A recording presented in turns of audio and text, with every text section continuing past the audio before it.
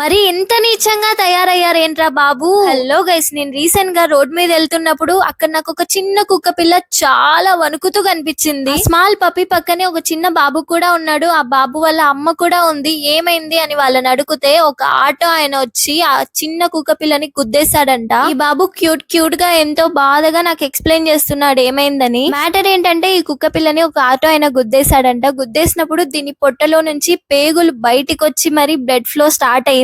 అలా గాయపడిన కుక్క పిల్లని బాబు వాళ్ళ అమ్మ ఉంది కదా తీసుకొని ఆటో వారిని ప్రశ్నించిందంట. అలాగే ఆటో తీయండి, హాస్పిటల్ తీసుకెళ్దాం ఈ కుక్క పిల్లని అని అడిగితే దాన్ని ఎవరు చూస్తారు, చస్తే చస్తుంది, నువ్వు కూడా వదిలేసి వెళ్ళిపో అన్నారంట. యాక్చువల్లీ ఈవిడ కూడా భిక్షాటం చేసుకునే ఆవిడ. ఈవిడ దగ్గర కూడా డబ్బులు లేవంట ట్రీట్మెంట్ చేయించడానికి. కానీ తనకు చేతనైనంతలో తను వేసుకున్న చున్నీ తీసి ఆ కుక్క పిల్ల పొట్ట చుట్టూ చుట్టి కొంచెం వరకైతే బ్లడ్ ఫ్లోని ఆపగలిగింది.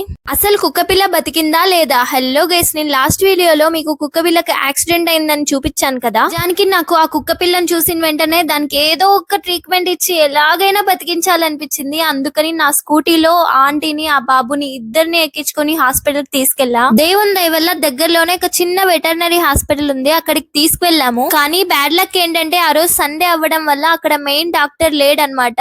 హెల్పర్ అన్న ఒక్కడే ఉన్నాడు. టెంపరీగా అయితే ఈ హెల్పర్ అన్ననే ఆ పప్పీకి టీటీ ఇంజెక్షన్ వేసి చిన్న ఫస్ట్ ఎయిడ్ లాంటిది అయితే చేశాడు. కానీ దీనికి ఖచ్చితంగా సర్జరీ చేయించాలంట, లేదంటే కడుపులో మేజర్ పార్ట్ లాంటిది బయటికి వచ్చేసిందంట. దాని వల్ల ఇన్ఫెక్షన్ అయ్యి అది చనిపోయే ఛాన్సెస్ ఎక్కువ ఉన్నాయి అని చెప్పాడు. అసలు ఆ సిచ్యువేషన్ లో నాకు ఏం చెయ్యాలనేది అర్థమే కాలేదు. సిటీలో ఉన్న అన్ని హాస్పిటల్స్ కి కాల్ చేశాను. సండే అవ్వడం వల్ల ఏ హాస్పిటల్లో డాక్టర్ అవైలబుల్ గా లేరు. ఇంత ప్రెజర్ లో ఉన్న ఈవిడని చూసిన తర్వాత నాకు చాలా ధైర్యం వచ్చింది.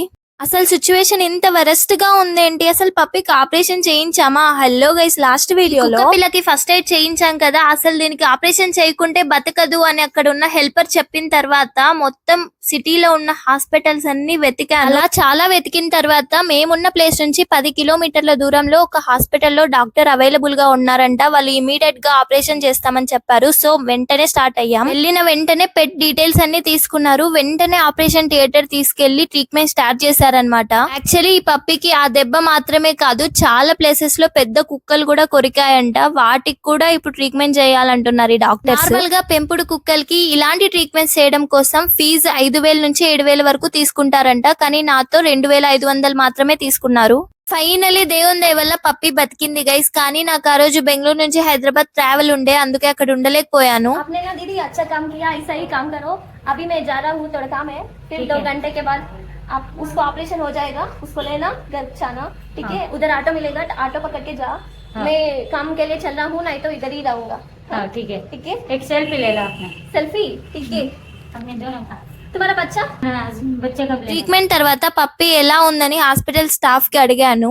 వాళ్ళు ఫొటోస్ కూడా పంపించారు సేఫ్ గా ఉందని. అలాగే ఆంటీ కోసం ర్యాపిడో కూడా బుక్ చేశాను వాళ్ళ ప్లేస్ కి వెళ్ళడానికి. ఇవన్నీ నేను లైక్స్ కోసమో వ్యూస్ కోసమో చేయట్లేదు గైస్. అండ్ మోర్ ఓవర్ ఇది కంటెంట్ అస్సలకే కాదు, ఇది ఒక ప్రాణం కథ.